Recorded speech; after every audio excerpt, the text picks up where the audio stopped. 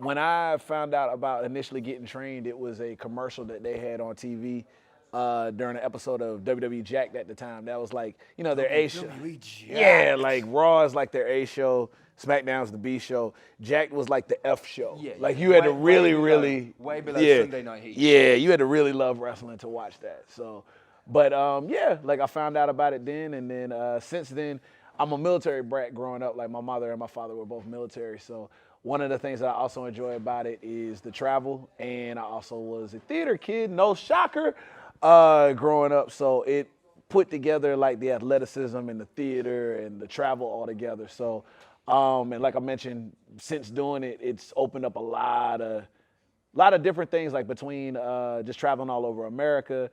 This is my 4th tour over here now, so I'm not sure a 6-month stay counts as a tour. You live here. You're one of us now.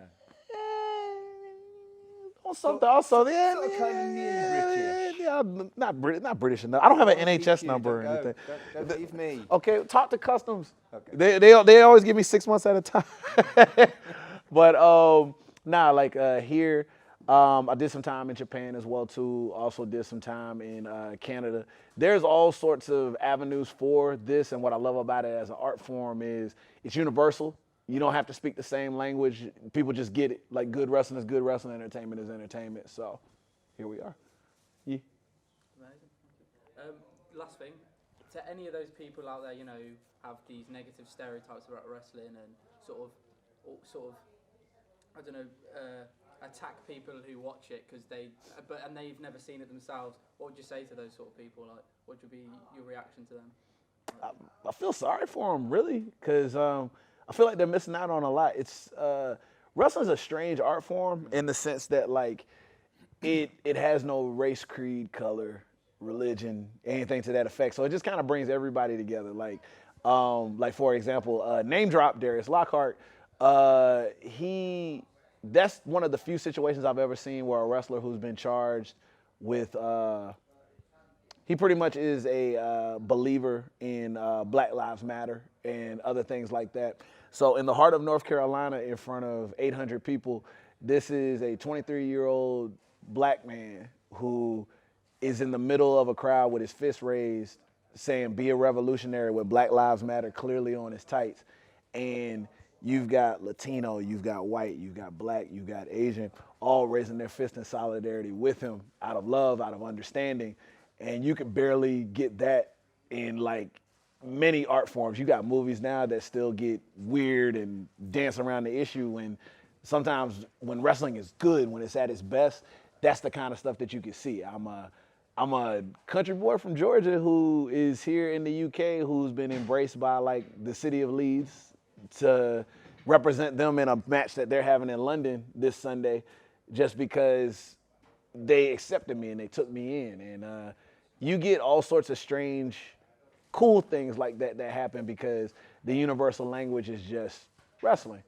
And I wish it was like that in other things, say like politics, where it's supposed to work. Don't talk about politics. Yeah, we're not going to do that. No. For me, I just feel that anyone who won't try something because of stigma, you are probably missing out. It's not exclusive to wrestling at all. I'm very much an advocate of give anything a go once, except possibly Morris dancing, because I don't think I'd be any good at that. But I do think, where does the stigma come from? Why do they care? I've never cared whether this guy likes cycling or that girl likes fishing. So why do people care that we like wrestling? It makes no sense to me. And give it a go. Come and see a show if you like it. Come to another one. If you don't, don't. It's the same as anything, really. And friends of mine that have come to the show just because I'm on it, most of the time they'll say, well, that was fun and I liked your bit, but I won't be coming again. But they still had a nice time, you know? And one thing I want to say is, you were touching on it with the black thing, the gay thing. Black guy and a gay guy. But we get to work together all I the know. time. Yeah. And I was really shy about going to wrestling training, and school was launched where I live in Manchester, and I didn't go. I didn't go because I was scared that people might not like me, might not be comfortable learning to wrestle with a gay guy. And I should have done, because I was about 30 then. Maybe, no, about 20, 27 maybe. So I was about the right age to start learning. And I finally went to a training school when I was about 34, 35, and it was too late because I put it off because I was scared. And it turns out that I was a fucking idiot. I should have gone in the first place, and I could have been a wrestler rather than a commentator. And I genuinely have never seen any problem backstage or with any of the fans. I'm pretty open about it with everybody, and nobody gives a shit. I just think it's amazing how like this one piece of entertainment that gets lambasted is probably one of the fakest. Like they say it's one of the fakest things in the world, but it has some of the realest souls you probably would ever want to be involved in. And then the people who love it, to the audiences, to those performing, like there's something very base and real at the core of it. And once you've had a chance to experience that, whether it's on this side or sitting there, it's nothing like it.